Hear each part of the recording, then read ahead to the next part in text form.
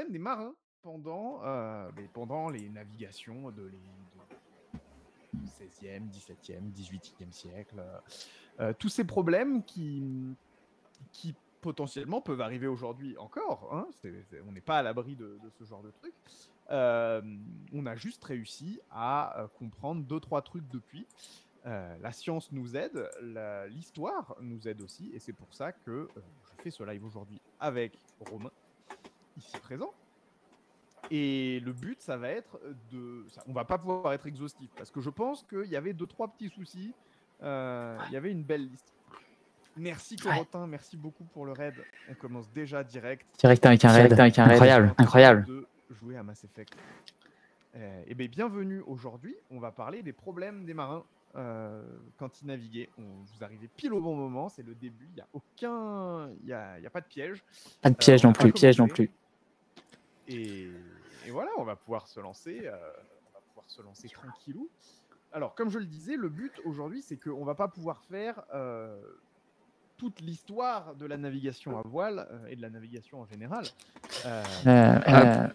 On va parler de sujets principalement...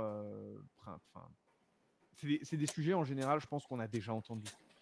Le scorbut, les problèmes de réparation en mer, des problèmes physiques de positionnement peut-être, on verra ce dont on pourra parler. Et voilà, donc on va pas pouvoir être exhaustif, on va essayer d'être assez précis pour les sujets qu'on va aborder, mais on va pas pouvoir tout passer en revue parce que on a 1h30, 2 heures ensemble, et voilà.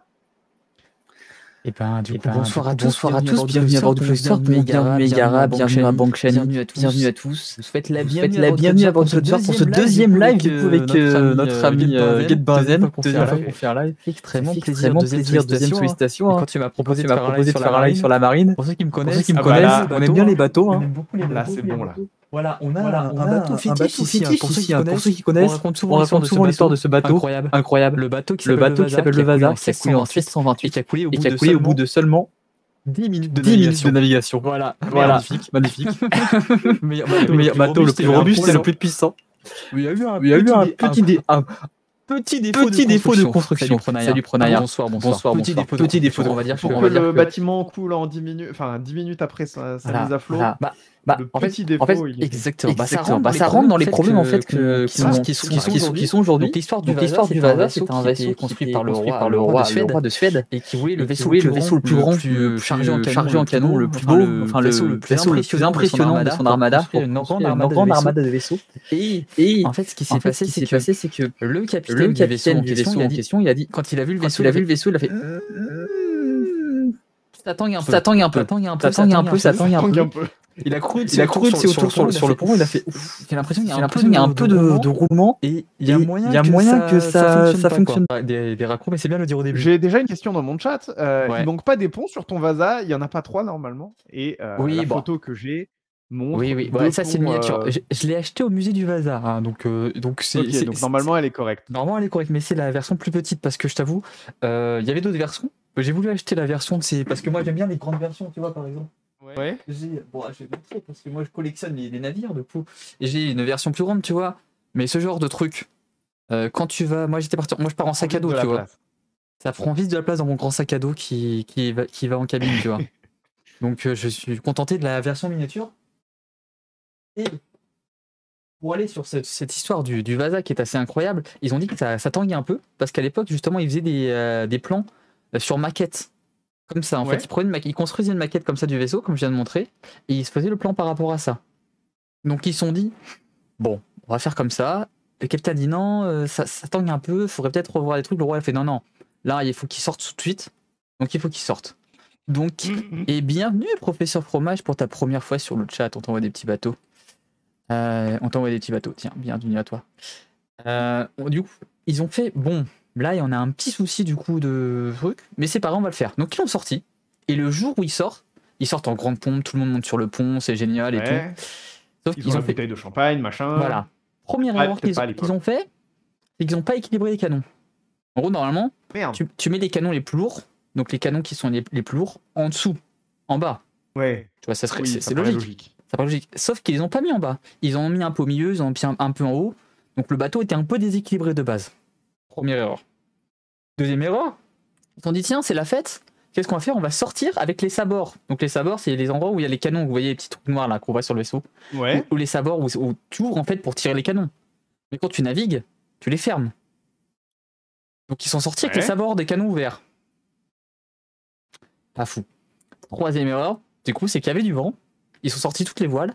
Le bateau, on va faire une démonstration. Le bateau, il sort. Il a pris le vent comme ça. Il a pris le vent, il a fait comme ça, tu vois. Il a fait comme ça. Là. Il a pris l'eau au niveau des sabords. Du coup, qu'est-ce qu'il fait? La ligne de flottaison, elle est passée au-dessus. Du coup, l'eau est rentrée dans le bateau. Et le bateau, en 30 minutes, il a coulé. Et merci, professeur Fromage, pour le photo, tu vois. Pour le follow, tu auras des bateaux de toutes les couleurs. Je te remercie. Hop. Et voilà, donc le bateau, il a duré 10 minutes. Peut-être déjà la première observation qu'il faut qu'on. Et salut le schizo.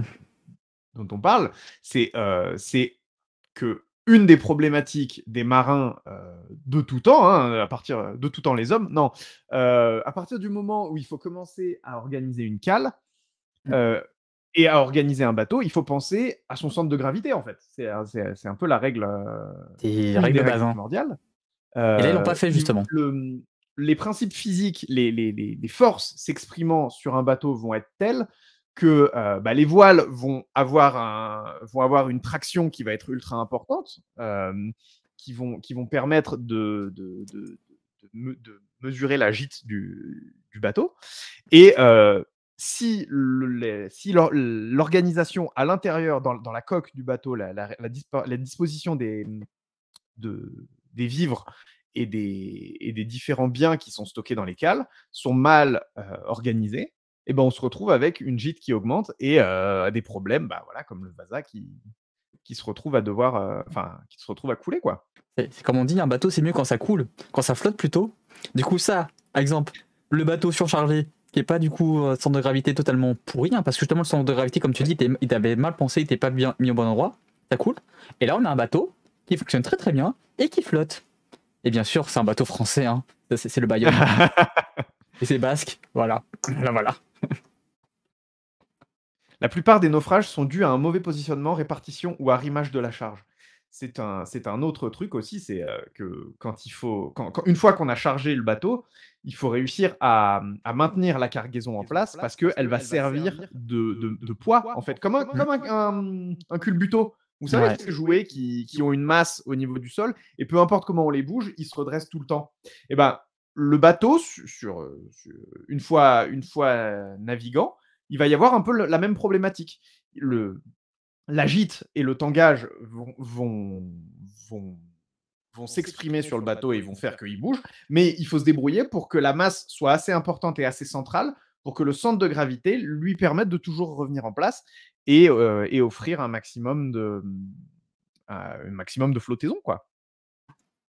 Et d'ailleurs, moi je voulais montrer une petite image célèbre que je vais montrer en même temps là, que vous connaissez sûrement. Hop, si je la mets là en présentation. Voilà, pour ceux qui savent, vous avez peut-être la référence, si quelqu'un a la référence, qui se manifeste tout de suite ou se taise à jamais. Mais célèbre expédition française, pour donner un indice. Et on se demandait où est-ce qu'elle est partie. Tu me montres le tableau là, tu nous montres le tableau. Exactement, le tableau exactement. De cette célèbre expédition, avec, on le voit, ici un personnage mythique qui a, pour donner un indice, qui a perdu sa tête. Vous donnez un gros indice. Exactement, c'est monsieur Louis XVI qui demandait mais où est donc parti monsieur de la Pérouse? Où est donc l'expédition de la Pérouse? L'expédition qui a malheureusement échoué. C'était un petit symbole, alors là tu peux enlever, je vais remontrer une autre image après. Hop, on va passer sur un autre plan. Oui, une question dans le chat, c'est quoi la gîte? La gîte, justement, attends, regarde, je sais pas s'ils vont le montrer sur d'autres images. Alors, le temps que je cherche, si tu peux la retirer, comme ça je vais faire tout le tour des autres. Ouais, c'est bon, t'inquiète. Je vais essayer de la mettre. La gîte, c'est justement la gîte et le couvert, on me dit. La gîte et le couvert. Non, c'est un peu différent. Je pense que... Comme je le disais, les voiles d'un voilier vont offrir une résistance au vent. Et c'est cette résistance qui permet au bateau d'avancer. Quand on a le vent qui est dans les voiles et qui frappe la voile, il y a une action, comme on l'a expliqué quand on parlait des forces sur la chaîne, il y a un phénomène d'action-réaction. Le vent vient mettre une pression sur la voile et la voile a un renvoi par rapport à la force du vent qui va entraîner ce mouvement. Parce que c'est ce renvoi, en fait, c'est ce renvoi, c'est ce phénomène physique de renvoi de la force du vent par la voile qui permet à tout le bateau d'avancer. Parce que la résistance qui est opposée s'oppose aux effets de traction, de frottement de l'eau au niveau de la coque. Et le fait que la force de renvoi de la voile soit plus importante permet au bateau d'avancer dans une direction. Et le gîte, c'est la gîte, c'est le fait que le bateau puisse faire des gauches-droites, puisse tanguer et prendre un angle important en fonction de cette force du vent dans les voiles. Tu me corriges si je me trompe. Hein, Ouais, non, je veux dire, il y avait un écho de toi chez moi parce qu'il y avait la caméra, je sais pas pourquoi, il s'est rallumé encore le son. Normalement, c'est bon là. Aïe, aïe, aïe. Ah, c'est des configurations. L'exemple qu'on a actuellement sur mon écran, que je ne peux malheureusement pas te. Ouais, mais attends, je vais retrouver mon image qui est vraiment bien. Ah, elle est là. C'est là. C'est un bateau qui prend de la gîte, donc il prend de l'angle parce que justement le vent dans la voile Voilà. le fait se déporter. Et là, justement, on a. Je sais pas si Ah, moi, je le montre pas en fait. Je remets ton écran. Elle est là, présentation. Vous avez l'image d'un des plus grands navires du 16e au 17e siècle qui a navigué sur les mers de membres de l'invincible armada, les célèbres galions. D'ailleurs, pour ceux qui veulent. Attends, ça fait beaucoup là. Ah. 16e siècle, donc on est en 1500 quelque chose. C'est ça, 16e. L'invincible armada, c'est des Espagnols. Exactement. Exactement. C'était quoi? C'était d'envahir l'Angleterre? Non, non, c'était pas du tout ça. C'était vraiment de récupérer l'or de l'Amérique du Sud. Du coup, pour aller justement, ils partaient du port de Séville. Il y a d'autres cartes après que je pourrais montrer pour expliquer ça. Mais c'est justement pour voir à quoi ça ressemblait un navire de cette époque-là. Et pour ceux qui veulent voir vraiment, en vrai, à quoi ça correspond, il y a un navire qui s'appelle El Galeón, qui est une réplique d'un galion espagnol du XVIe siècle et qui se visite et qui est de temps en temps en France. Là, actuellement, je sais pas où est-ce qu'il est, mais il vient souvent en France. Je l'ai visité l'année dernière. Et c'est El Galeón. Ouais, attends, peut-être que si je vais le chercher vite fait. Hein. Galion en espagnol, quoi. Ouais, El Galeón. On va le trouver là. On va le retrouver. C'est un galion espagnol du 17e. Exactement, c'est lui là. Donc c'est vraiment un galion qui est typique de cette période-là.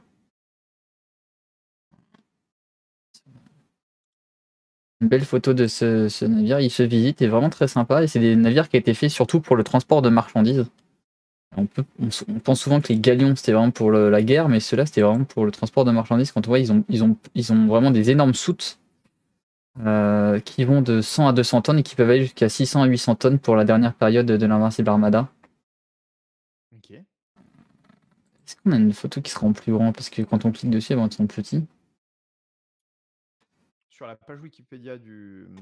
Ouais, en plus du coup, avec OBS, je lag, c'est impressionnant avec OBS Ninja. Ça fait laguer la machine. J'aurais dû le lancer sur l'autre machine. Pas penser. Donc, en tout cas, on le voit, on peut si on va sur Wiki. Wiki.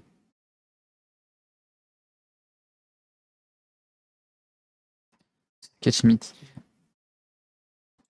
Et donc, les.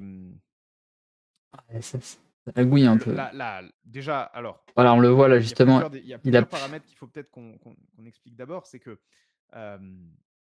la poussée d'Archimède, c'est une règle physique qui permet au bateau de flotter. Il faut que la densité, donc la densité, c'est le poids par rapport au volume de l'objet. Il faut que la densité de l'objet qu'on veut faire flotter soit assez faible pour être supportée par l'eau. Ça, c'est une règle basique. Une pierre est beaucoup trop dense. Pour pouvoir flotter, elle coule. Un morceau de bois, il peut avoir le même volume que la pierre, Mais la densité étant plus faible, la composition chimique étant plus faible, on va pouvoir observer une flottaison. Et en fonction du volume de l'objet qu'on veut faire flotter, il va y avoir ce qu'on appelle un tirant d'eau. C'est-à-dire que la ligne de flottaison va être plus ou moins haute en fonction de la masse de l'objet. Et donc, on a une forme de coque de noix, entre guillemets, un objet creux en bois qui flotte, parce que la densité est assez importante est assez faible pour permettre au bateau de flotter.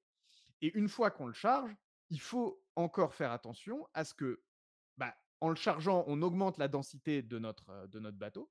Et il faut continuer à la disposer correctement, la charge utile du bateau, il faut continuer à la disposer correctement pour que le tirant d'eau, la ligne de flottaison, soit correctement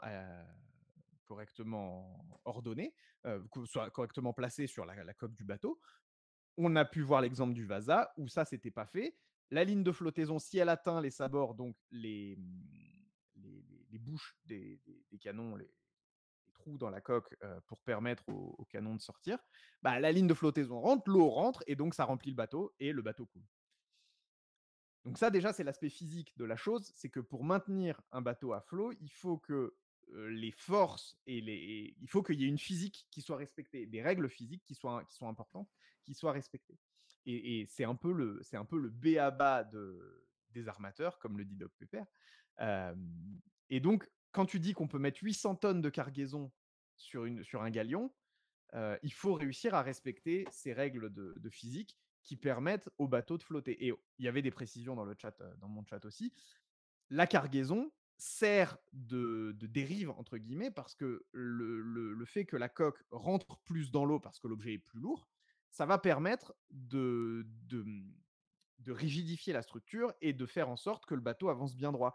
La dérive est empêchée par le fait qu'il y ait plus de coques sous l'eau. Exactement.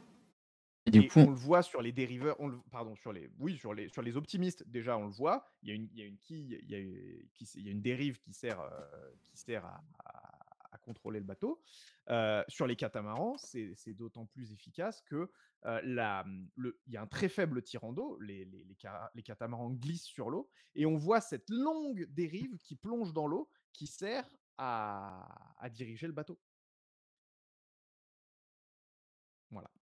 Exactement. Mais du coup, moi j'étais revenu sur pour l'aspect plus pratico-pratique, à quoi ça ressemblait le navire là, avec ma petite image du galion roi des mers. Donc, vous avez le El Galeon qui vous permet de voir à quoi ça ressemble. Et pour ceux qui veulent voir en vrai un bateau qui se visite vraiment de façon libre, quand il est en France. Je crois qu'il était parti à la route du Rhum il n'y a pas longtemps là justement, parce qu'il a été décalé à mercredi le départ. Je crois qu'il était parti faire un tour de ce côté-là. Du coup, là, vous avez les répliques d'un navire, et du coup, pour ceux qui veulent savoir, nous avons le grand mât en premier, et vous avez le mât de misaine en second, et le mât d'artimon qui est à l'arrière.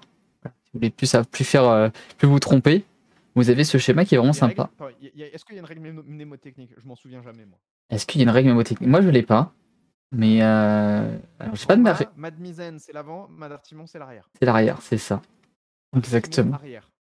Artimon arrière, artimon arrière. Ouais, ça peut marcher, artimon arrière. Ça peut marcher. Et vous avez du coup Et ensuite, les voiles ont des noms. Mais alors là, on va pas rentrer dans. Alors là, si on rentre dans l'état des voiles, on n'a pas fini. Mais juste savoir, c'est qu'on a la proue et la poupe, la tête de mât, le fameux grand quécatois qu'on connaît, hein, qu'on aime bien, qui est la voile la plus haute au centre. La voile la plus haute au centre du grand mât. Le grand quécatois. Le grand quécatois, ok. Voilà. Et vous avez aussi le mât de Beaupré, c'est le dernier, c'est celui qui est à l'avant en fait. C'est le quatrième mât. On me dit Artimon et Pumba. Artimon et Pumba. Pourquoi pas? Est-ce que c'est valide comme blague? Elle t'a fait sourire, elle t'a fait pouffer. Elle est donc valide. Elle m'a fait un peu sourire. Voilà, donc c'était les navires qui étaient ici en fait pour ramener le trésor espagnol, hein, le trésor de la route espagnole.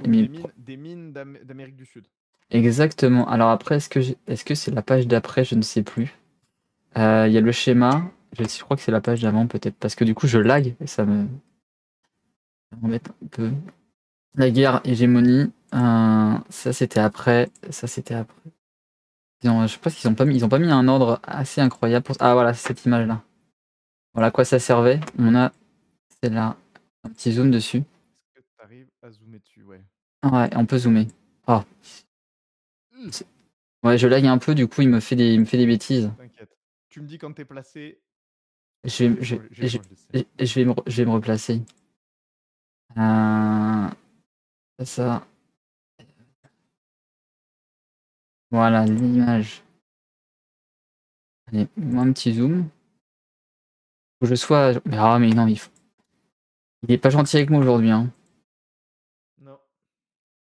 Il me fait des petites bêtises. En plus, si je vais là, je vais trop vite après. Ah, OBS Ninja. J'aurais dû prévoir qu'OBS Ninja, ça laguait un peu. Est-ce qu'il faut que tu baisses peut-être ta résolution, ton Non, c'est juste que ça lag un peu, tu vois. C'est... Bah, tu m'envoies un flux, t'envoies un flux à Twitch. Ouais, mais non, ça va le faire. Ah, regarde, on fait ça bien. Faut juste qu'on soit un peu plus patient. Ah, il veut plus bouger. Voilà. Donc, Trop sensible. pour vous réexpliquer la situation, on est après 1492, les Amériques sont colonisées. Il y a une séparation entre les Espagnols et les Portugais selon une longitude qui font que d'un côté on a le royaume du Brésil qui est colonisé par les Portugais et le reste qui est colonisé par les Espagnols. Et on a des mines de métaux précieux, or, argent principalement, qui sont mises en place en Amérique du Sud. Et tous ces métaux sont ramenés en Europe dans des convois qui font partie de ce trésor espagnol qui est exploité en Amérique du Sud à partir de la traite des populations locales et des esclaves ensuite. On est d'accord là-dessus? Exactement. Et là, du coup, ce que j'avais mis à l'écran, bon, je vais le laisser comme ça au moins on voit. Parce que sinon, ça lag un peu. La prochaine fois, les différentes voies maritimes. Différentes routes, ouais, exactement, parce qu'ils partaient de Cadix, en fait, et, de Séville. Et en fait, ils allaient aux Canaries pour faire le premier approvisionnement, qui est le réapprovisionnement obligatoire qui passait. Et après, ils allaient par là. Il y avait plusieurs routes, en fait. Et c'était organisé de façon plus ou moins légale. Plus ou moins légale comme... C'est-à-dire que je vais en parler après, mais il y avait...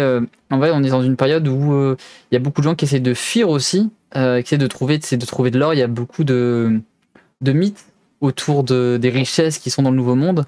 Et il y a plein de gens qui essayent de s'incruster sur les navires. J'ai vu la route d'Eldorado. Voilà. Et en fait, il y a énormément de passagers clandestins et qui sont plus ou moins tolérés par les capitaines parce que eux-mêmes organisent Ça fait de la main-d'œuvre facile.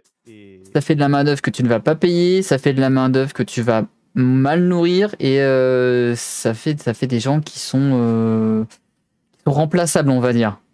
Et qui, du coup, vu qu'ils sont pas sur le registre, s'il arrive quelque chose, c'est pas très grave. Okay. C'est pas très grave. D'ailleurs, bon, ce qu'il disait, c'est que le capitaine était censé les nourrir. Par contre, si la personne était reconnue comme clandestin, elle peut être condamnée jusqu'à 6 ans de travaux forcés en Afrique ou 3 ans de campagne militaire. Donc, tu étais en relais de force. Ouais, t'es obligé. Ouais. Ah non, parce que tu pouvais être sur la route en fait à cette époque-là. T'allais aux États-Unis, en Amérique, tu pouvais passer par l'Afrique. C'est pour certains convois, notamment les convois négriers. Tu sais, tu pouvais faire un petit transfert de personnel, un petit transfert, le fameux triangle commercial, et puis changer contre des marchandises. Donc ça pouvait être passé. Donc il pouvait être condamné aussi à 3 ans de campagne militaire. Donc hop, nouvelle main d'œuvre, encore facile. S'ils étaient marins, bah, ils pouvaient être promus au rang de mousse, par exemple. Du coup, pour entrer dans la marine. Et certains officiers en fait pouvaient s'occuper en fait de leur formation pour les incorporer à la marine en fonction de leurs compétences. Et certains, par exemple, s'ils avaient des rôles un peu spéciaux comme des médecins, des charpentiers, ça pouvait être bienvenu en fait de les enrôler. Donc par exemple, on a un exemple sur les 705, il y a le Santa Rosa qui était un galion aussi.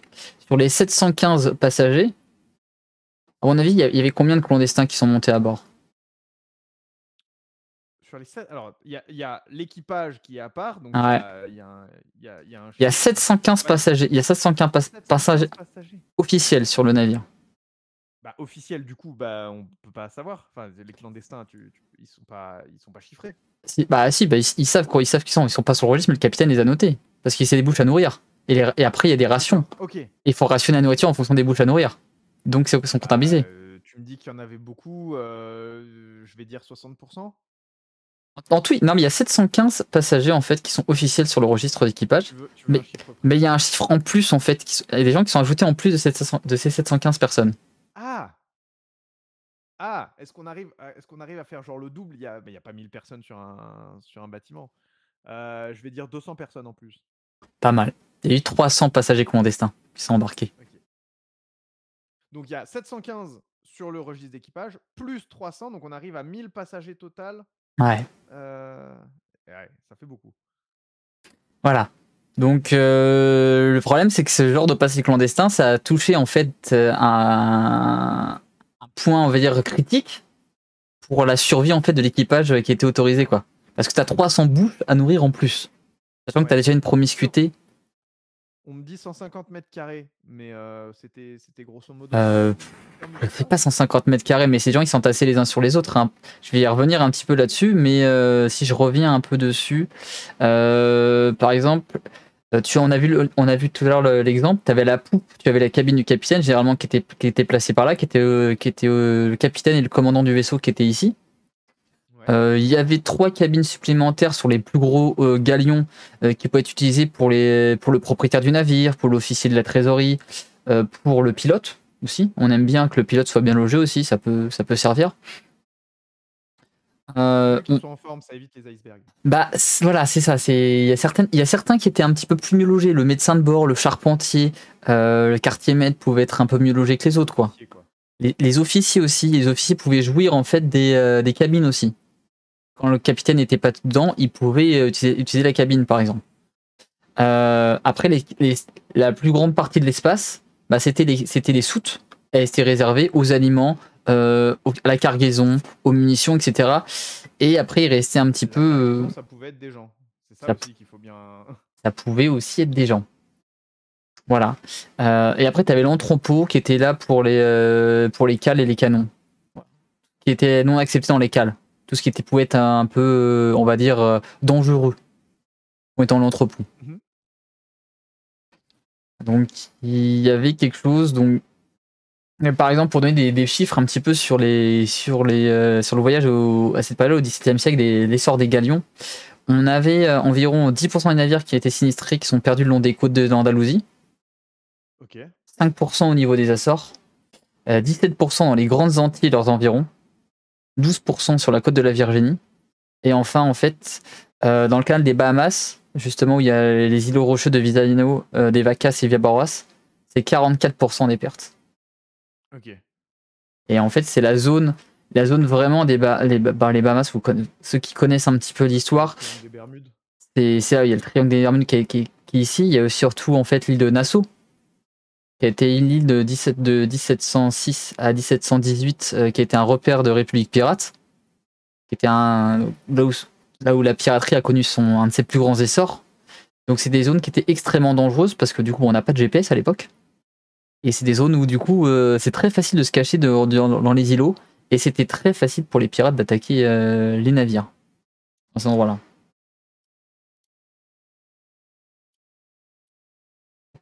Donc ça, ce sont certains des dangers qu'on a eu. Ah, tu nous as mis un beau galion aussi en plus. Ouais. Et donc, ouais, voilà, le triangle des Bermudes, c'est juste au large des Caraïbes.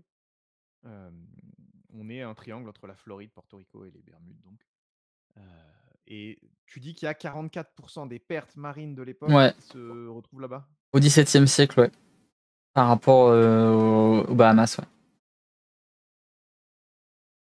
Donc, zone. Il faut plonger là-bas. Il faut partir plonger là-bas.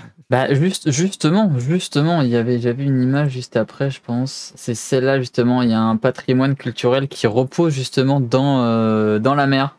Un énorme patrimoine entre la Floride, Cuba, le Mexique, qui est plusieurs tonnes d'or.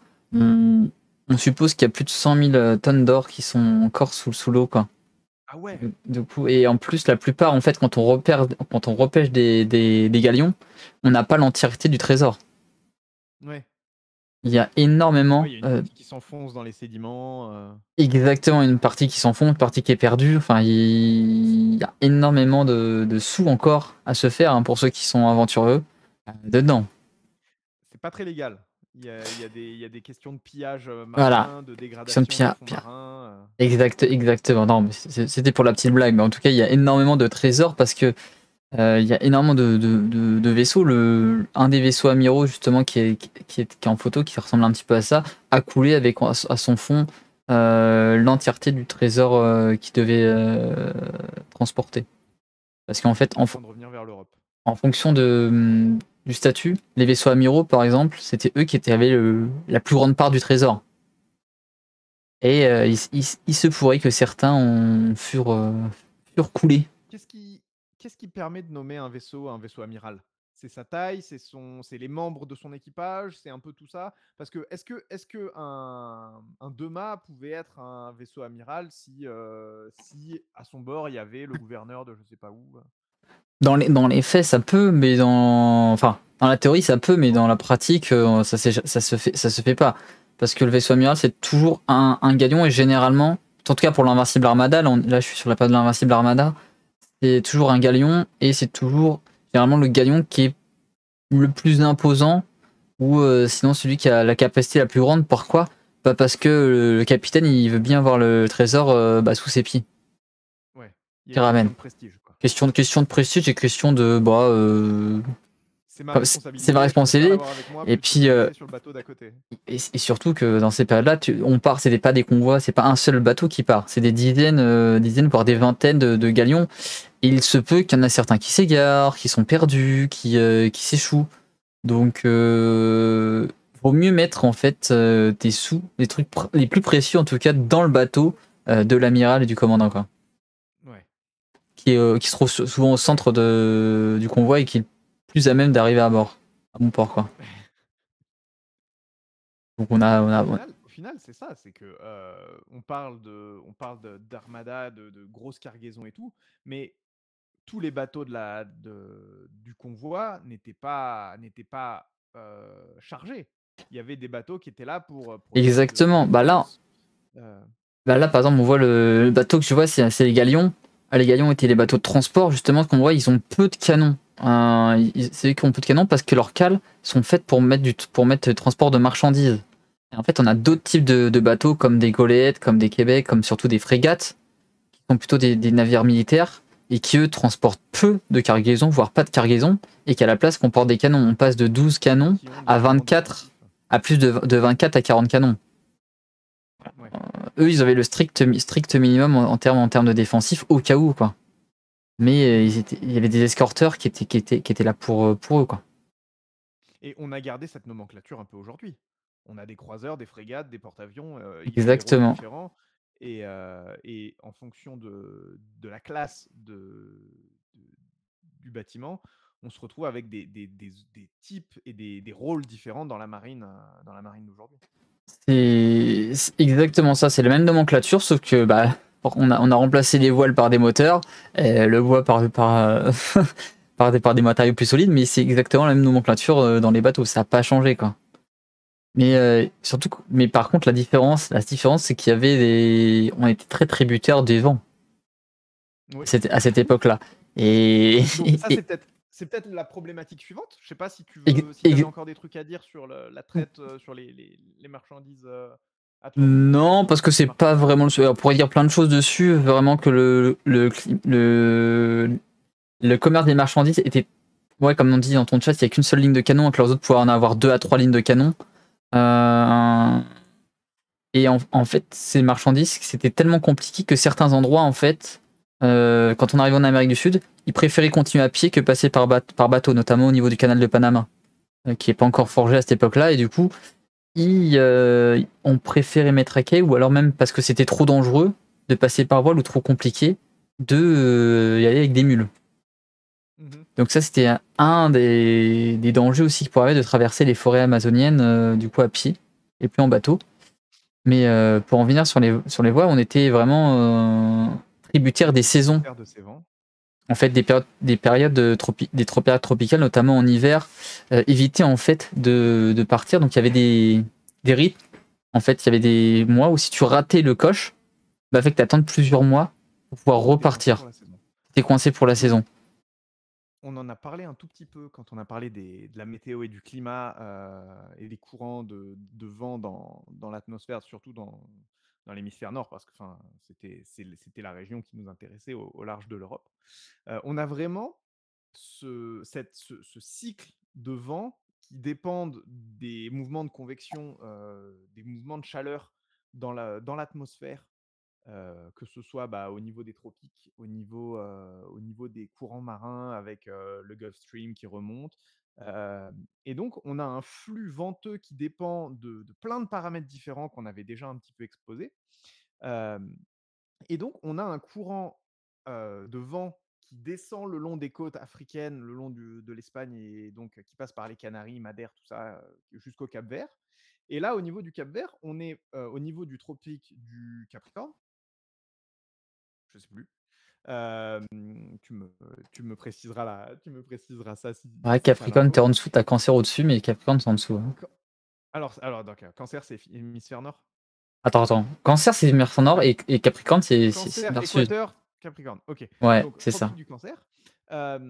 Et à ce niveau-là, les vents qui étaient plutôt nord-sud au niveau de la côte africaine vont partir vers l'ouest, traverser l'Atlantique pour arriver au niveau des Antilles.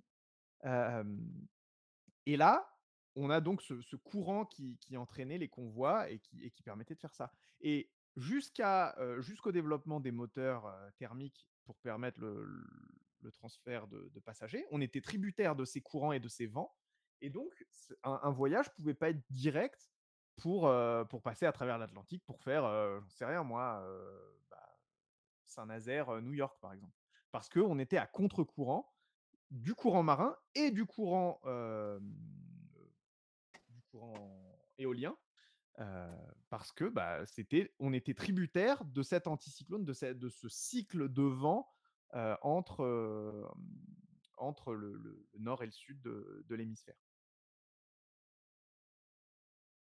Et là, du coup, pour finir sur ça, c'est que les bateaux, ils étaient obligés de lever l'ancre avant août. Sinon, en fait, ils devaient rester à quai pour tout l'hiver. C'était dû à quoi? C'était dû à un manque de vent? C'était dû à des tempêtes. Saison des tempêtes. À des tempêtes. Saison des tempêtes. C'est certains qui sont risqués, mais ils sont pas revenus. Ils sont pas revenus. Je vais annuler mon expédition. Alors là, en ce moment, il y a la route du Rhum. Ouais. La route du Rhum, c'est une course entre Saint-Malo et une île des Caraïbes. Je sais plus. Ouais, je sais plus où est-ce qu'ils vont exactement. Et la route du Rhum, ils vont suivre. C'est une course à voile. Ils vont être obligés de suivre le courant. Est-ce qu'il y a une carte de la route du Rhum? Ouais. Bah là, justement, ils l'ont décalé parce qu'il y a par mauvais temps aussi. Ouais. Ils l'ont décalé à mercredi. Justement, ils devaient partir ce week-end. Ils sont pas encore partis là. Ouais, mais ils sont obligés de passer par, la route des Alizés, justement. Ouais. Ah, Et justement, le but étant, voilà, attendez, il y a un très bon exemple là. Hop. J'ai un très bon exemple ici. Ouais. Faut juste que je me remette. J'en trouve un. Cette carte. Je t'envoie le lien. Attends, je te passe. Ah, tu m'envoies le lien. Mais tu es un mec en or. Hop là. On a un très bon exemple ici. Donc, on part de Saint-Malo, on va vers la Guadeloupe. Et le but étant de suivre le plus possible l'orthodromie, la route la plus courte, mais en étant tributaire de la route des Alizés. Donc, il faut faire un entre-deux réussir à faire une synthèse entre les deux et en fonction de la météo qu'on a. Et donc, on a le record de Loïc Perron qui est ici, qui a réussi à la fin du voyage de se rapprocher de l'orthodromie, donc de la route la plus courte, pour battre le record. Ça, c'est une carte qui est assez intéressante parce qu'elle permet de voir que la route la plus courte, c'est la ligne bleue. La route possible, c'est la route des Alizés. Et il faut réussir à faire l'entre-deux pour gagner un maximum de temps et gagner la course à la fin. J'avais quitté Discord, du coup, Discord est encore en train de charger. Ah merde. mais c'est je vais la montrer. Ces vents, c'est des impératifs physiques. Tu parlais de saison des tempêtes. Donc ça fait un laps de temps qui est assez faible quand même pour pouvoir faire le voyage. Exactement, justement, j'en parlais après du temps, mais je voulais donner un exemple justement sur ça avant. Un petit récit de marin. Ah, attends, avant de le dire, je vais mettre ma petite carte. Attends, on va arriver. Notre logo. Et la prochaine fois, je le lance sur le lot de PC parce que c'est. Celui-là, il aime pas OBS Ninja, les deux sources là. Il est en train de fatiguer. Il rame. Désolé. Ouais, non, j'avais quitté ça pour ça. Mais là, le logo s'appelle pas. Mais non, si je vais plus vite. J'en trouvais une, hein. Pas grave, pour la montrer. C'est le temps qui charge. La troupe du Rhum, ah oui. Non, le PC, il aime pas trop là. Il y a trop de choses allumées. Écoute, si c'est trop problématique, on reste sur ce que t'as. Hein. Non, mais on va y arriver. Vous en avez peut-être déjà parlé, je viens d'arriver. Que se passe-t-il dans le triangle des Bermudes? Ce sont des vents particulièrement forts. En fait, le triangle des Bermudes, c'est plein de problématiques qui se retrouvent au même endroit. Hop. On a des courants très forts, une zone potentiellement cyclonique, et donc il y a des tempêtes qui sont présentes là. Et Romain nous expliquait qu'il y avait des rochers affleurants, il y avait plein de fonds de fonds marins qui remontaient presque à la surface et qui étaient très difficiles à naviguer. Donc toutes les îles des Caraïbes, c'était problématique. Ce qui a créé un microcosme assez pertinent pour que des gens viennent se cacher dans ces régions-là. Et donc, on a un développement de la piraterie dans cette région historiquement, dû au fait qu'il y a énormément de problèmes de récifs et qui permettent aux gens de se cacher si on connaît la zone. Et Romain nous expliquait qu'il y avait 44, au XVIIe siècle, 44% des pertes maritimes du XVIIe sont présentes dans cette région des Caraïbes et des Bermudes. Ouais, j'ai réussi à mettre ta carte du coup. C'est un mélange de problèmes météorologiques et de problèmes géographiques avec ces bas-fonds qui sont présents dans la zone. Et du coup, moi j'ai envie de vous partager un petit récit du père Antonio Vázquez de Espinosa, qui nous raconte un petit peu les peurs qu'avaient les migrants à cette époque-là. Donc ça date un récit qui date de 1624. Donc en fait, lui, il a pris la route avec la flotte de la Nouvelle-Espagne et du Honduras en 1622. Et il nous relate un petit peu un moment assez tragique de son aventure maritime. Il dit « La nuit suivante, près des Bermudes, donc dans le triangle qu'on vient de montrer juste avant, le vent commença à se lever, par l'est-nord-est, avec une telle force que la mer ne tarda pas à se déchaîner et à gonfler ses vagues. La superbe et terrible tempête dura plus de 36 heures. Les pauvres nefs, avec leurs tristes passagers, étaient harcelés par des montagnes de mer qui les encerclaient et les assiégeaient sans qu'ils puissent courir nulle part. Vu la force implacable de la tempête, comme je l'ai mentionné, la mer et les vagues se heurtaient au vent contrarié, s'étirant chacune de leur côté. Et dans le brouillard et l'obscurité, ne se distinguaient pas. Le plus effrayant restaient les épouvantables requins qui, il y avait comme des requins, en plus, dans ce déchaînement des éléments, et excités par les jambes et le lard qu'ils avaient dévoré dans le sillage de notre nef, se serraient tous contre ses flancs, n'attendant que la chute d'une proie à saisir. Donc, ouais, la météo, ça suffit pas. Faut en plus qu'il y ait des trucs qui te bouffent si tu tombes Voilà, à l'eau. pour montrer que c'était pas des petites tempêtes. Et là, si tu veux, je montre l'image qui retrace ce naufrage terrible de notre ami Antonio Vasquez de Espinosa. Ce récit, c'est qu'il a survécu et du coup, Exactement. ou alors, Oui. Lui, il a pu survivre du coup. Ok. Il y a qui 50 ans vécu et du coup, il y a l'image ici de ce navire qui a. Voilà. Et juste que c'était pas tout rose. Pas tout rose la vie. Et d'ailleurs, la principale inquiétude, en plus, il y avait déjà, on a dit les tempêtes, on a vu les clandestins, on a vu un petit peu les peurs à bord, et c'est surtout en fait la durée du voyage. La durée du voyage, parce que par exemple, pour un convoi aller-retour, on pensait en moyenne qu'il fallait faire 18 mois. 18 mois 18 mois de trajet pour parcourir la distance séparant Cadix de Veracruz. Pendant ce temps-là, à Veracruz. Pardon. Ça. Donc par exemple, il fallait compter 75 à 85 jours, mais les traversées plus longues pourraient durer jusqu'à 153 jours. Ok. Donc on fait la moyenne, on peut avoir 18 mois pour faire les retours. Attends, parce que c'est vraiment, dans ces cas-là, tu arrives à destination, tu charges, tu repars, quoi. Parce que en fonction de la saison, tu peux te dire, je vais devoir passer l'hiver ici. Bah oui, c'est ça.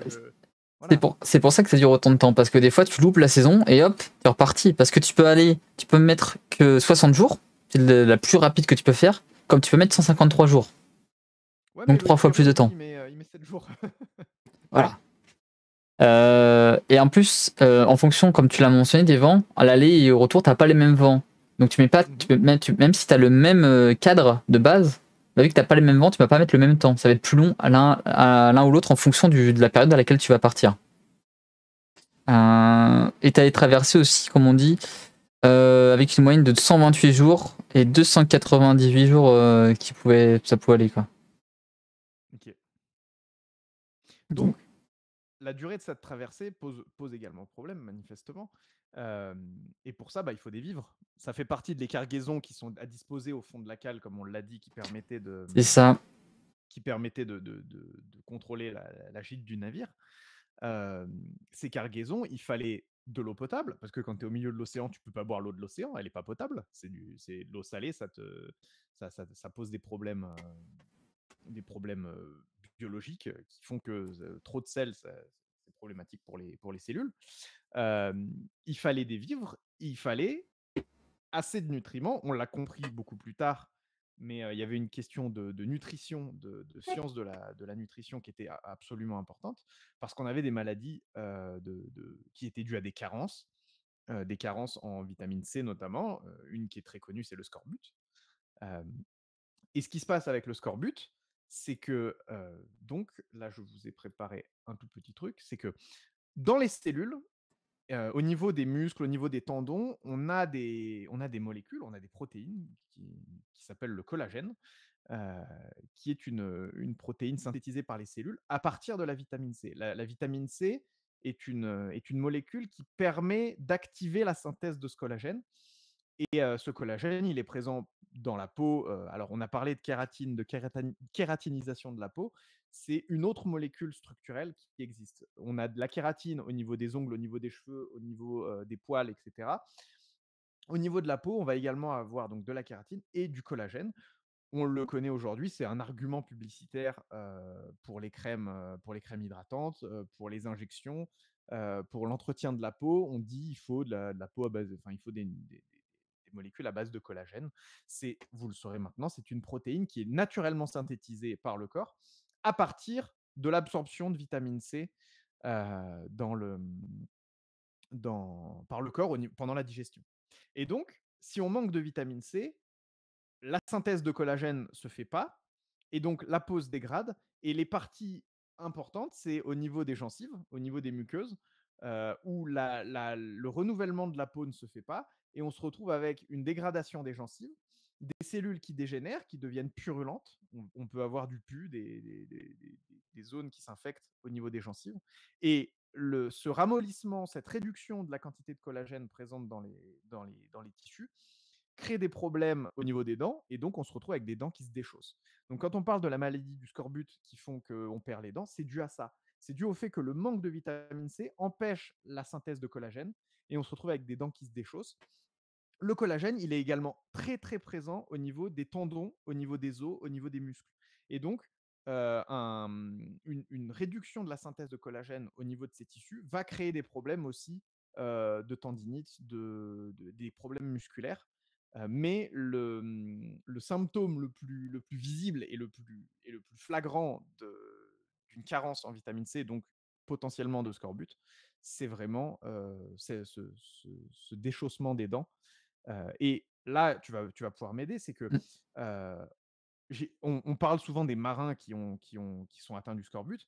C'est probablement pas le cas pour les officiers, pour le capitaine, pour les amiraux. Enfin, au niveau de la classe sociale sur le bateau, de la répartition sociale sur le bateau, tout le monde n'est pas logé à la même enseigne. Ouais, bah comme j'ai dit tout à l'heure, c'est bien que t'en parles parce qu'on a vu qu'on avait les tempêtes, qui sont les premiers risques qu'on a. On a les clandestins, qui réduisent les rations, du coup, qui rajoutent des bouches à nourrir. On a les collisions contre des récifs, parce qu'on a des cartes qui sont pas forcément à jour et qui sont pas forcément au fait de la présence des récifs, à l'échelle des bateaux. On a l'échouement, des bateaux qui peuvent s'échouer. On a la surcharge, comme on l'a vu avec le Vasa. Oh non, j'ai pas regardé.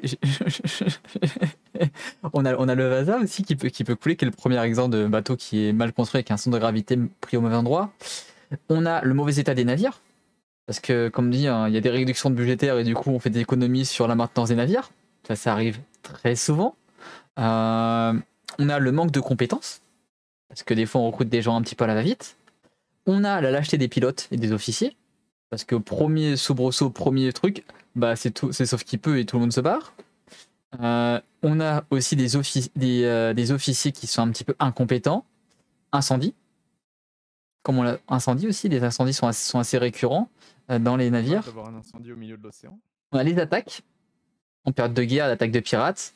Les corsaires, donc les gens qui ont une lettre de marque quand il y a une guerre entre deux pays, qui autorisent du coup à piller sous une portion. Les pirates officiels. Les pirates officiels, voilà, quand l'autorité d'un royaume et qui du coup le roi prend un petit pourcentage du coup sa petite commission sur la prise. Les brigands des mers et bien sûr la nourriture. La nourriture, comme tu l'as mentionné, qui est une raison incroyable. Et du coup, on va parler tout de suite de l'alimentation qui était hyper calorique. On peut dire que ça paraît peut-être bizarre, dire hyper calorique, mais elle était hyper calorique, mais totalement déséquilibrée. Ouais. Parce qu'il y avait énormément de calories, mais ça ne tenait pas au corps. Par exemple, on avait des fruits et des légumes, mais seulement par exemple pendant les premiers jours de navigation. Et c'est souvent gardé pour les officiers. Donc déjà, on a un petit déficit en termes de légumes qui crée justement en termes de fruits du coup qui a là-bas du scorbut, comme tu l'as mentionné juste avant. Et on avait quelques... Germain, je t'interromps un instant. Il y a Germain qui nous a envoyé une carte. Une carte qui m'a envoyé une carte qui est vraiment très stylée. Le problème, c'est... T'as envoyé une carte. C'est les vents actuels dans les Caraïbes, enfin dans le triangle des Bermudes. Et on voit que... En plus, il y a une alerte cyclonique en ce moment en Floride. Ah oui, bah. Donc, c'est assez impressionnant. Mais voilà. Ouais, bah, c'est la période, hein, c'est la période hivernale, donc c'est la période où ça arrive, justement. C'est pour ça que normalement, ils prenaient pas les navires, pas la mer. Ça marche aussi. Et en fait, du coup, il y avait plusieurs types de menus, en fait, de menus différents. Notamment, c'était assez rythmé. Par exemple, dimanche, lundi, mardi et jeudi, le régime était à dominance de viande, des biscuits, du lard, de la viande salée, servi avec une soupe de riz, des pois chiches. C'est pas vraiment riche en vitamines voilà. C, tout ça. Et avec ragoût accompagné de haricots, de petits pois ou de fèves. Les mercredis et vendredis, c'est un petit peu du poisson. Donc biscuits, morue, huile de soupe. Et les samedis, c'était réservé au menu à base de fromage, biscuits, fromage et huile de soupe. Ok.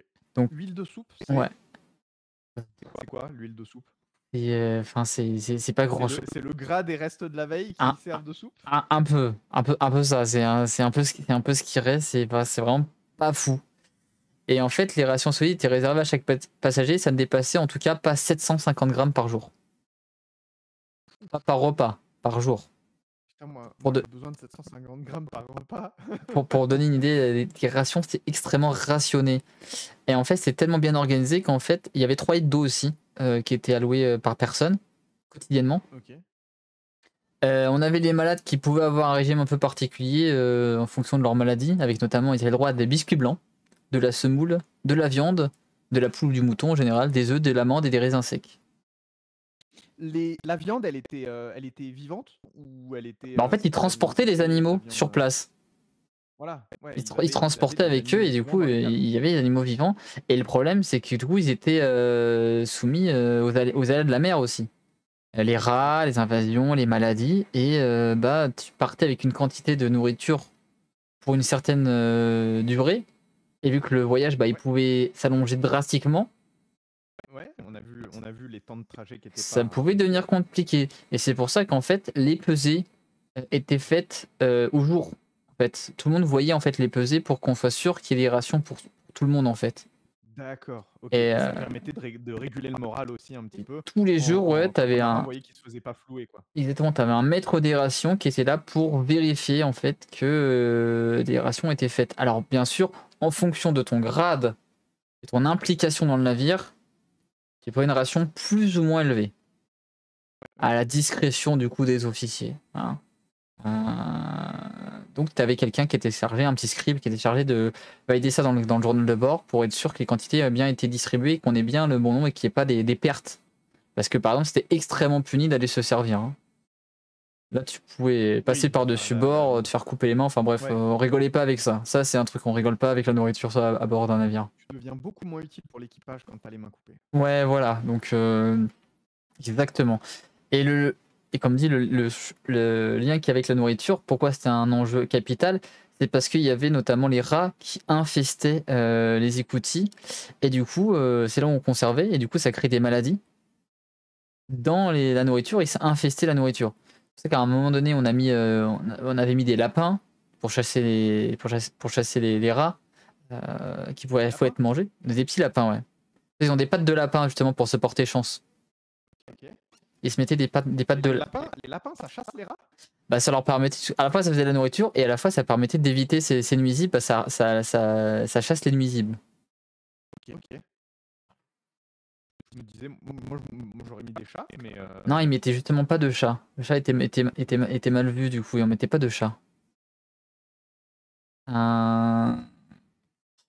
Et qu'est-ce que je disais, voilà, dans les maladies, tu as parlé du scorbut. Les maladies qui étaient le plus souvent arrivées, c'était les hémorragies, les diarrhées, la dysenterie, les convulsions, ouais. le typhus et la vitaminose, donc le scorbut, qui étaient les carences en vitamines. exactement, qui étaient les raisons les plus à même d'arriver. Et en gros, j'ai 2 exemples sur ça. On a 2 bâtiments. Le bâtiment de la Masquara, qui est navigué de 788 à 1702. Le bâtiment de Juan Battista et l'autre bâtiment, c'est celui de Juan de Velasco, 789-1702. Donc c'est à peu près les mêmes proportions. Le premier avait 450 membres d'équipage. Le deuxième en avait 303. À votre avis, combien sont morts durant la traversée? Oula. 700 pour le premier, 300 pour l'autre? Il y en a qui avaient 457 membres d'équipage. Deuxième avait 303 membres d'équipage. Ok.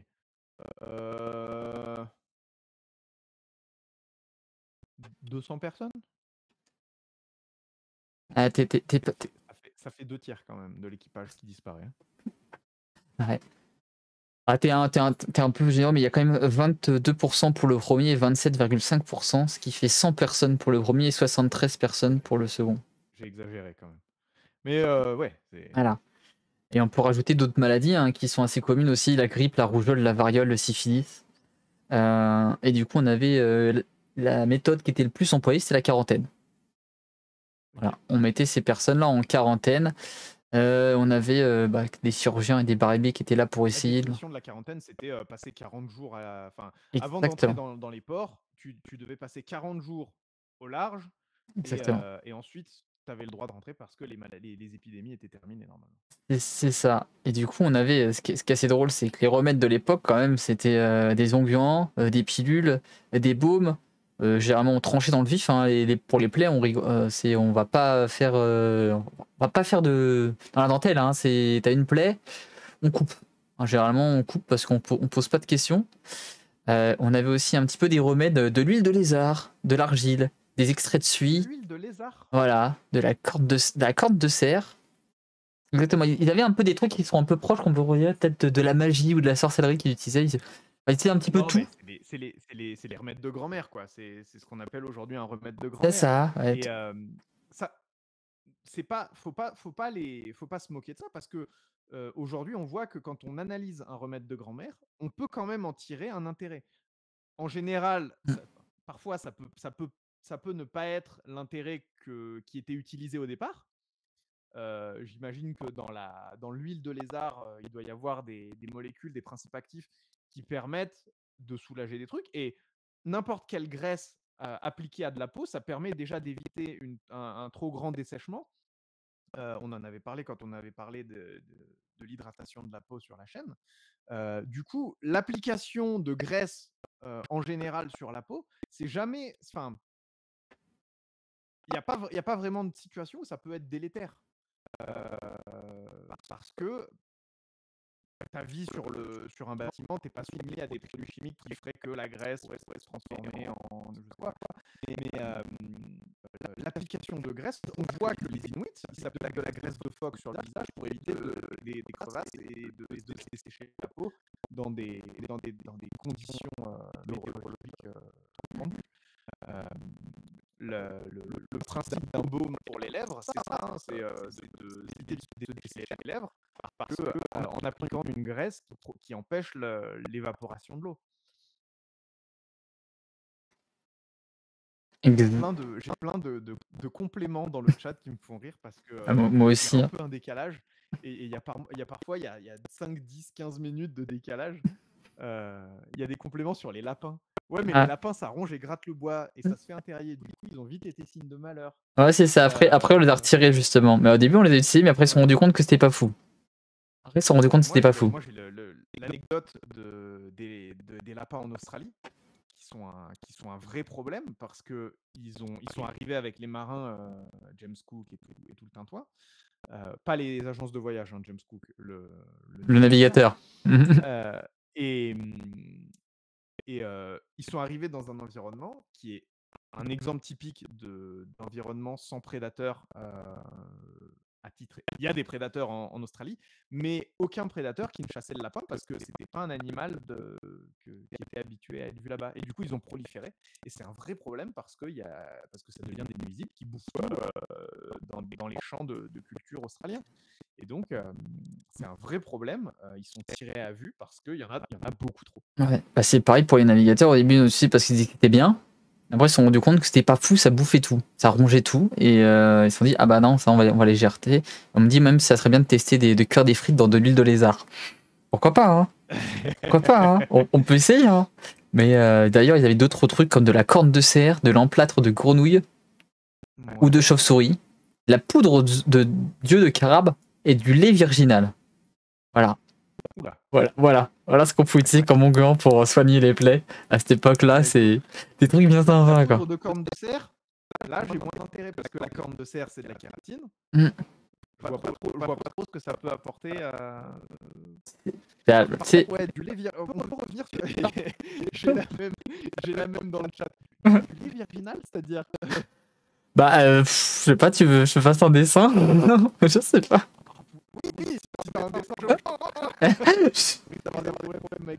Voilà, Alors, on va avoir des problèmes avec Twitch après, du coup, on va peut-être pas montrer d'exemples ni faire de dessin, mais. C'est-à-dire que la définition même de production de lait chez un mammifère, c'est que la virginité, il n'y a pas de rapport.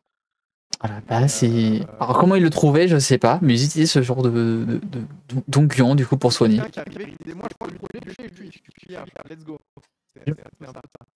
C'était plutôt pour les animaux, hein. Ils prenaient des animaux quand même. Ils prenaient quand même plutôt des animaux, voilà, si tu veux, quand même. Mais ça n'empêche pas que production de lait chez un mammifère, même un animal, Oui. dépend du fait qu'il y a eu une production de bébé à un moment donné, quoi. Bah, ça dépend. Si tu, Une vache qui produit pas de lait, c'est justement une vache. mais produit du lait, du coup, elle enfante pas. Parce que la production de lait est dépendante. C'est dépendant de l'enfantement, enfin de la fécondation. Mais du coup, tu le laisses pas aller. Alors, il doit y avoir vérification sur Google. Le lait virginal, c'est autre chose. J'ai vérifié la définition. Vas-y, Paul. Vas-y, donne-nous la définition. Attends, moi je vérifie en même temps. Du coup. Attends. Je vais la mettre en même temps. Le lait virginal est un cosmétique dans lequel on faisait entrer autrefois le baume du Pérou, le storax, l'ambre et la civette. On le prépare aujourd'hui en versant goutte à goutte de la teinture alcoolique de banjois dans de l'eau commune, jusqu'à ce que la liqueur soit parfaitement blanche.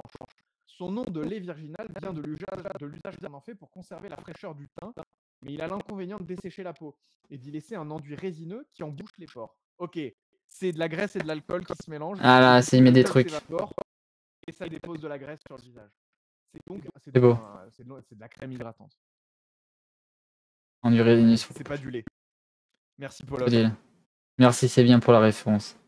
J'ai vu ça, je me suis dit, oulala, qu'est-ce que c'est?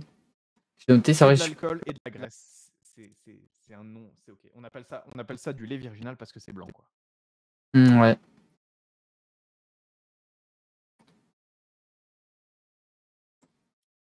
Voilà, ils étaient comme pour Day, ils avaient des recettes un peu tirées par les cheveux pour mettre un peu tout et n'importe quoi.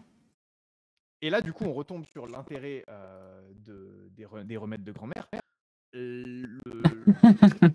Quand on comprend la composition des ingrédients, on se retrouve avec l'application de graisse qui permet de protéger la peau et d'éviter le dessèchement trop violent. Très intéressant. Ça, voilà, hashtag Vincent McDo. Très bien, exactement. Ouais. Celui-là, je l'avais pas vérifié, mais ce que c'était exactement.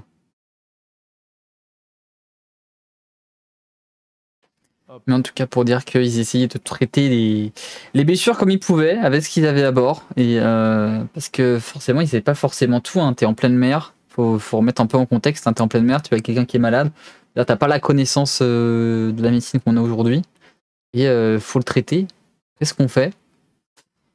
Bah, on tente des choses. Voilà. On tente des choses, voilà, et on prend avec ce qu'on a sous la main. Et des fois, ça a des bons résultats. Et des fois... Des fois, non. On s'est rendu compte assez vite que le scorbut, c'était dû à des carences alimentaires. Par contre, ils sont pas rendus compte rapidement, quoi. Bah, attends. Ils se sont... ça a été un peu compliqué. Je sais pas quand est-ce exactement ils se sont rendus compte. Il y a eu des problèmes, ça, on est bien d'accord. Mais il y a eu des rations de fruits qui sont arrivées assez rapidement. Après, ils ont commencé à en mettre, ouais. Mais je sais pas exactement à quelle période, en fait. Je sais pas exactement à quelle période ils ont commencé à en mettre. Parce qu'ils en avaient, mais souvent au début des traversées, parce qu'ils en prenaient pas assez, et puis ça pourrissait aussi. C'est ça le problème des fruits, en fait. Parce qu'il y avait... Pour les conserver, c'était compliqué.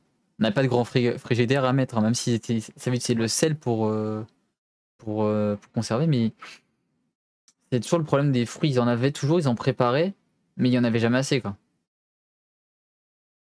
Et après, il faut aller en trouver en pleine mer, ça va être compliqué d'aller pêcher des fruits, quoi. Alors, attends, exploration et commerce. Blablabla, il y a des témoignages de Jacques Cartier qui parle de scorbut.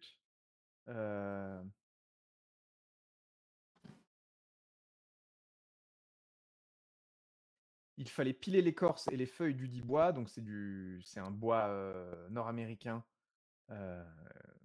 manifestement riche en vitamines.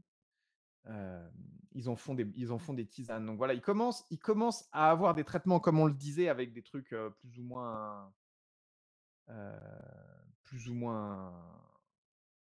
avérés.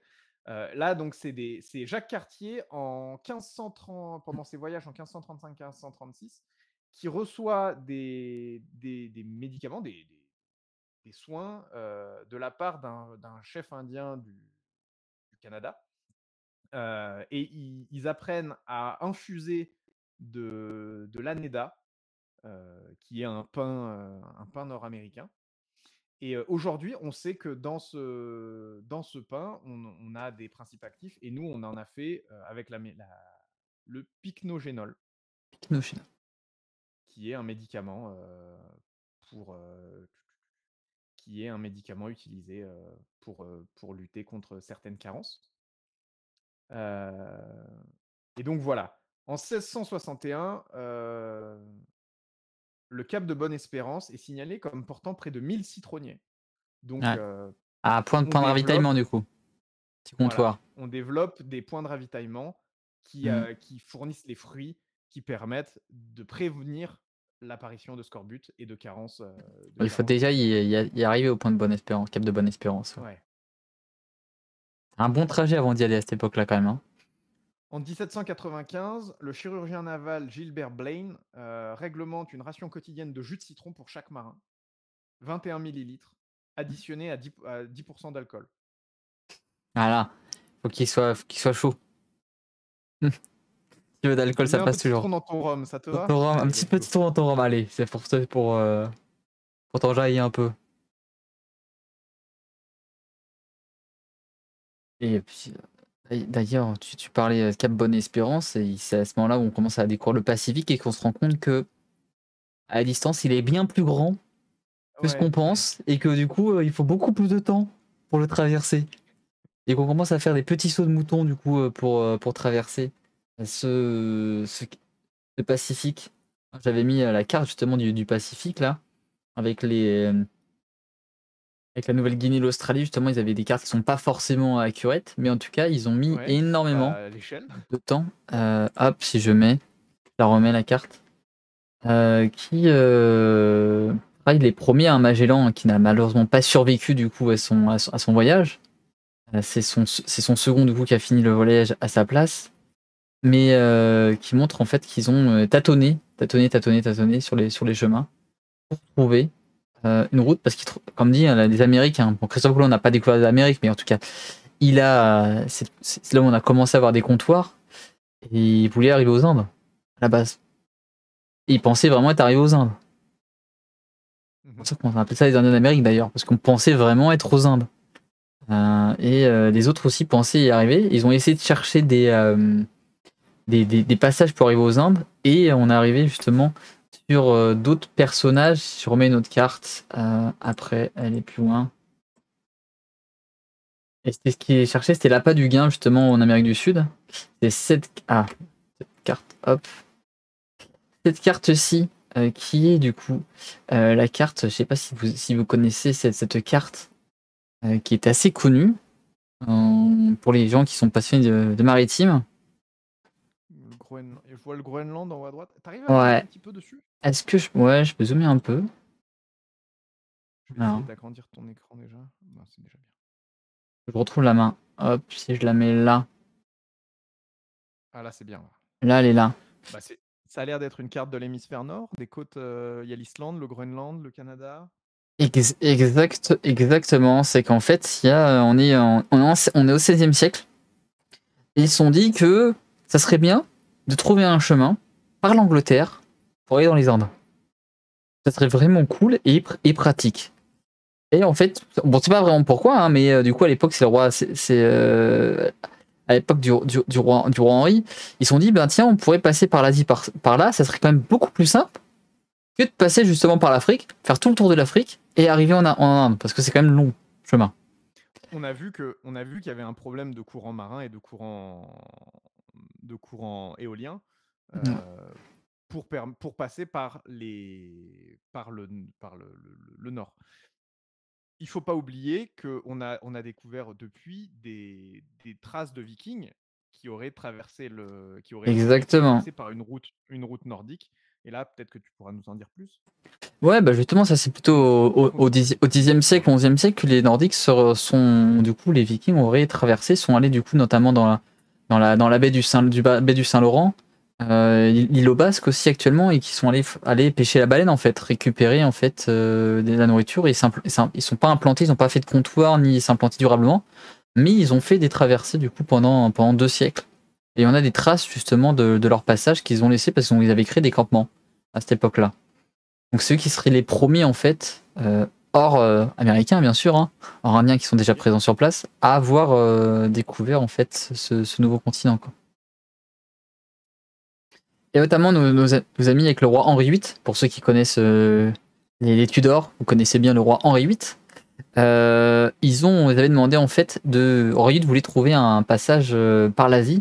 Pourquoi? Parce qu'il était en compétition avec François Ier et Charles Quint, l'empereur Charles Quint. Du coup, pour le contrôle des ressources et le contrôle des denrées.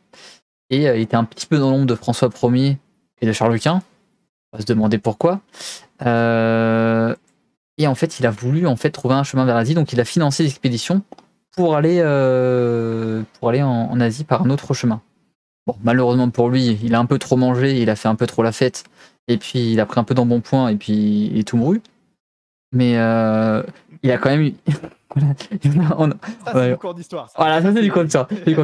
Voilà, pour ceux qui connaissent, il s'est marié plusieurs fois, il a fait couper la tête à ses femmes. Enfin, voilà, c'est... Et voilà, il a mal fini, on va dire. Il avait bien commencé. Il a un peu mal fini Henri VIII. Hein. Vous avez la série Tudor si vous voulez un petit aperçu de sa vie incroyable. En tout cas, bref, il y a un navigateur italien qui s'appelle Sébastien Cabot qui a proposé d'organiser une expédition avec Hugh Willoughby et Richard Chancellor qu'il nomma Mystère et compagnie d'aventuriers marchands pour la découverte de régions, de domaines et d'îles et de lieux inconnus. C'est le titre de l'expédition, ça? Voilà, c'est le titre d'expédition. Pas trop long, facile à retenir, simple à écrire. Franchement, sur l'écriteau de la boîte, c'est vachement simple de le faire rentrer dans la case. Ça fait quoi l'acronyme? Alors ça doit faire MCAMDRDILI.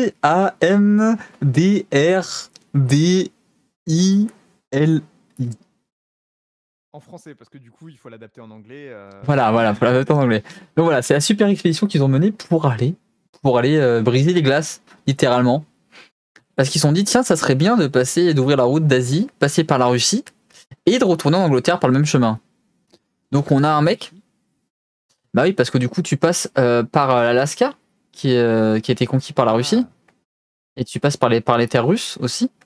Et en fait, il y a un mec qui s'appelle... C'est de l'autre côté. C'est côté Pacifique, là. C'est l'ouest américain. Ouais. Donc là, ils passent par le Groenland, ils font le tour, et ils arrivent par l'Alaska, et après ils arrivent en Russie. Hein. Okay. Ils font tout le tour. Parce qu'ils font vraiment tout le tour, ils passent par le nord des États-Unis. Okay. Du Canada, quoi. Oui, d'accord, oui, le nord, oui, il passe entre le Groenland, enfin, il passe dans la mer de Baffin. Exactement. Et du coup, il y a un mec qui dit, tiens, ça va être une bonne idée, on va faire beaucoup de sous. Il s'appelle John Dudley, il a dit, ok les gars, banco, vous avez tous les fonds que vous voulez, vous y allez. Bon. Du coup, pendant ce temps-là, la monarchie, Philippe II, lui, il est pas chaud du tout, du coup, bon, il leur dit, bah allez-y, mais du coup, c'est pas moi qui finance. Donc, en fait, ils sont allés là-bas et ils se sont rendus compte qu'en fait, après plusieurs mois, que c'était pas praticable. On dit, il y a un peu de glace. Oui, il y a un peu de glace. C'est un peu dangereux, il fait froid, c'est pas la folie. Donc, ils se sont dit, il y en a quelques-uns, je vous passe toute l'histoire, mais du coup, il y a Martin Frobisher qui a essayé et qui, du coup, ça a été un échec total, et essayer de passer par le nord du Saint-Laurent. Et après, on a pu passer des Indes orientales qui est aussi passé par là. Ça n'a pas marché non plus. Après, on a le fameux, que vous connaissez sûrement, même si vous n'avez jamais entendu parler de lui, en 1609-1616, Henry Hudson, qui part avec Robert Billow et William Baffin pour passer par ce passage-là. Et vous le connaissez sûrement, parce que vous connaissez sûrement... La mer de Baffin. Oui, et surtout Hudson. La baie de Hudson. La baie d'Hudson. La baie d'Hudson qui porte du coup son nom, parce que c'est le premier du coup à avoir passé par là. Et vu qu'il était sympa, il a réussi à passer, il est arrivé en Moscovie, il a réussi à créer en fait ce passage. Il a remonté le fleuve du coup en 1609 et qui porte du coup son nom. Il a réussi à trouver en fait une route pour le trafic. On va appeler ça du trafic, hein. On va appeler ça par comment ça s'appelait, du trafic de peaux. Parce qu'ils allaient là-bas du coup pour ramener des peaux parce qu'ils n'ont pas réussi à aller jusqu'en... Ils se sont rendus compte que malheureusement le chemin il n'allait pas jusqu'en Asie. Donc ils se sont arrêtés chez les indigènes. On a trouvé d'autres trucs. On a trouvé d'autres chemins. Mais en tout cas, il est arrivé par là, notre ami, parce qu'il bon, il voulait faire richesse, au final il a trouvé que des pots, mais il a dit bon, c'est quand même un moindre mal, du coup on va essayer de ramener le plus de pots pour lui. Mais malheureusement, en 1611, 2 ans après avoir trouvé sa baie d'Hudson, notre ami, il est mort au milieu des glaces, abandonné par son équipage qui s'est mutiné, parce qu'ils en avaient marre, parce qu'il faisait quand même froid, c'est quand même relou de traverser les glaces, et qui l'ont laissé mourir sur un canot au milieu de la mer de glace. Bah super. Voilà. Et son pilote, notre ami Bilo, par miracle, il a échappé à ce sort, il s'est barré à temps, il a vu que il commence à faire froid là, on va se casser un peu avant, donc il s'est cassé avant, et en 1615-1616, il dépasse en fait le 77 degrés nord avec Baffin, et il déclare en fait, je ne crains pas d'affirmer qu'il n'y a jamais eu aucune découverte aussi utile faite en aussi peu de temps, si l'on considère que la quantité de glace que nous avons laissée derrière nous et la difficulté à naviguer si proche du pôle. Alors, notre ami Baffin, il s'est dit, on a fait une découverte super utile, parce qu'on a fait, en plusieurs mois, on a avancé 2 km dans la glace, et c'était vraiment sympa. Pour dire que cette époque-là était vraiment une époque où on prenait tous les risques pour des rêves de richesse, de grandeur, de gloire. Du coup, les risques étaient partout. Tu pouvais avoir ton équipage qui se mutine, la maladie, le froid, la guerre, les intempéries. Et voilà, pas la grande folie.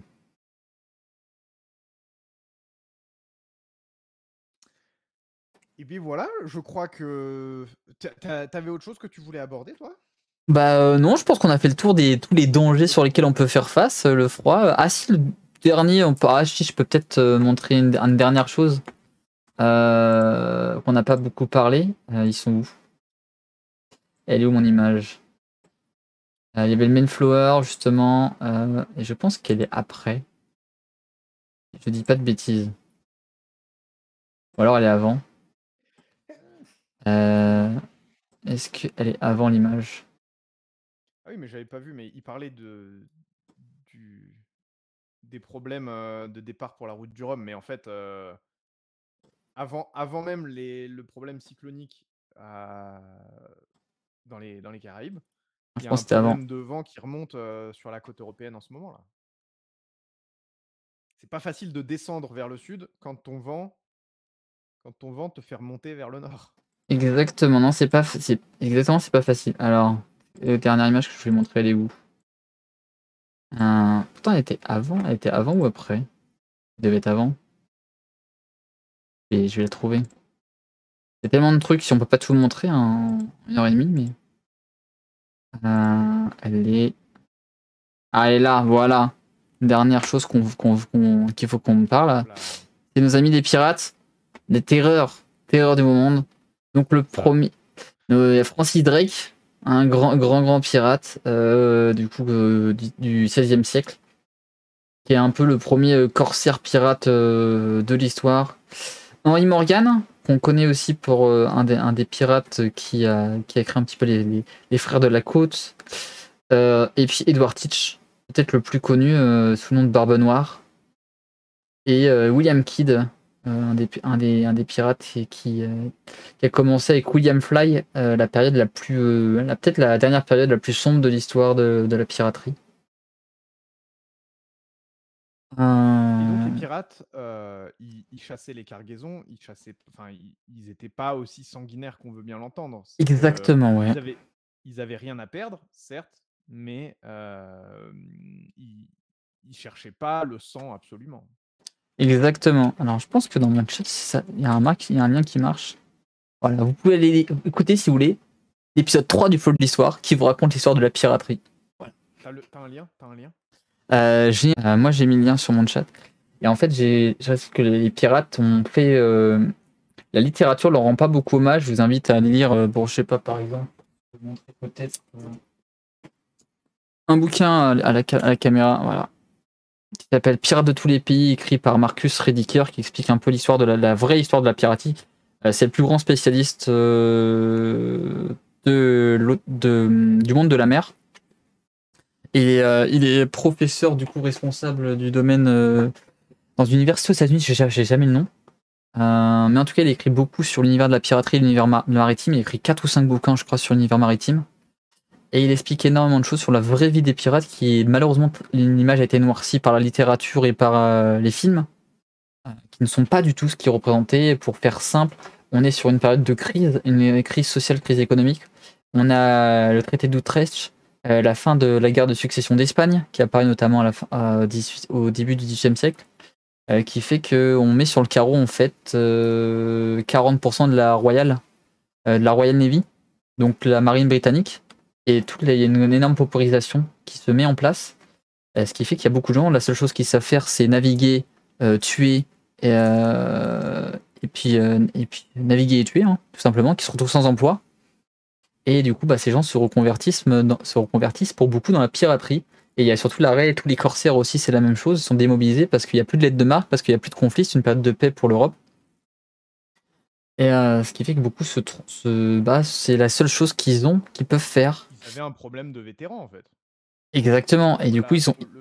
On a un peu l'exemple aux États-Unis aujourd'hui avec des vétérans qui sont complètement qui sont démobilisés parce qu'il y a moins de conflits. Ils ont les conflits de la fin du début des années 2000 se terminent et on se retrouve avec un problème de gens qui ont passé 10 ans à se battre et qui ne savent faire que ça et qui ont du mal à revenir en mode Rambo. Exactement, en mode Rambo 1. Rambo 1, qui est un excellent film. Alors, il y a le côté je vais te casser la gueule, mais il y a aussi le côté le trauma des vétérans de la guerre du Vietnam qui doivent rentrer et retrouver un pays qui en veut pas, qui veut pas d'eux. Le film Rambo 1 est excellent. Ouais, clairement. Hop. Ah, il y a un supprimé, bon. Super.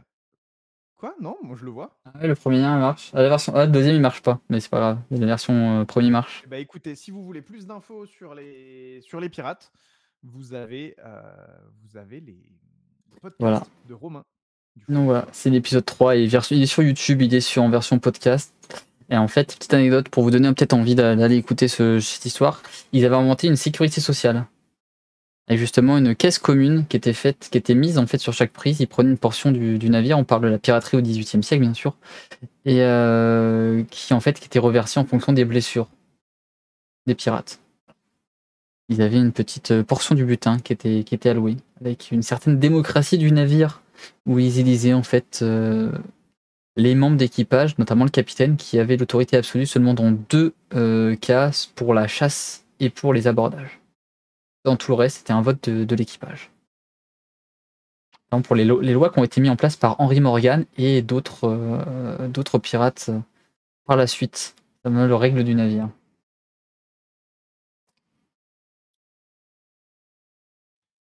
Eh ben écoute, on va pouvoir. On est à l'heure en plus, incroyable. On est à l'heure. Pour un Pollux, on n'a pas parlé de la mutinerie avec le Bounty, et pour le refuge des pirates, c'était Nassau. C'était 1708 à 1716. Du coup, c'était la République des pirates qui a été fondée par Benjamin Hornigold, du coup, qui a été pirate, qui a été corsaire, pirate et chasseur de pirates à la fin. Parce que ce qui s'est passé pour finir sur la piraterie, c'est que du coup, ils ont été tolérés parce que c'était utile pour éliminer. Merci Bouchara aussi pour ton follow, je te mets des petits bateaux. Ils ont été tolérés du coup, en fait, pendant la première période parce qu'ils permettaient d'affaiblir les forces ennemies. Mais quand il y a eu la paix, ils se sont rendus compte que ça gênait le commerce international et que c'était pas la folie du coup d'avoir des pirates. Donc ce qui s'est passé, c'est que le roi d'Angleterre, il a donné une amnistie, il a dit si vous arrêtez de pirates, on vous pardonne tous vos péchés et vous pouvez revenir dans notre giron. Donc, beaucoup ont accepté, dont Benjamin Hornigold, parce que Benjamin Hornigold il s'est un peu fâché avec Barbe Noire parce que lui il voulait pas attaquer le navire anglais et à un moment donné Barbe Noire a dit on attaque tout le monde, hein. On s'en bat les steaks, on attaque tout le monde, il n'y a pas de pavillon, nous on est là pour éclater tout le monde. Lui il voulait pas. Et au final, bref, donc au fond, il y en a certains qui sont restés. Barbe Noire n'a pas accepté, par exemple, l'amnistie. Et du coup, il y a eu un conflit. Et ça a été là où les pirates, c'est ce qui est traduit dans les films, sont devenus hyper sanguinaires. Parce qu'ils étaient traqués comme ils étaient pendus et tout. Donc, ils sont devenus hyper sanguinaires, notamment William Fly, qui est peut-être le pire pirate de cette période-là, qui pendait, qui découpait les gens. Enfin bref, pas ce qui se passait directement, mais écoutez l'épisode, vous aurez plus d'informations là-dessus. Et enfin bref, en tout cas, voilà, la piraterie s'est terminée comme ça. On les a éradiqués du coup parce qu'ils gênaient le capitalisme et la société mercantile. Je vous souhaite une excellente soirée. Voilà, pareil. Merci Romain, merci beaucoup. Merci à toi, merci à vous. J'espère que ça vous a plu. Vous avez bien apprécié cette lave marin. Hein, et puis pour le mot de la fin, essayez de ne pas couler comme le Vasa. Soyez plutôt comme le Bayonne. Et naviguez jamais avec les sabords ouverts.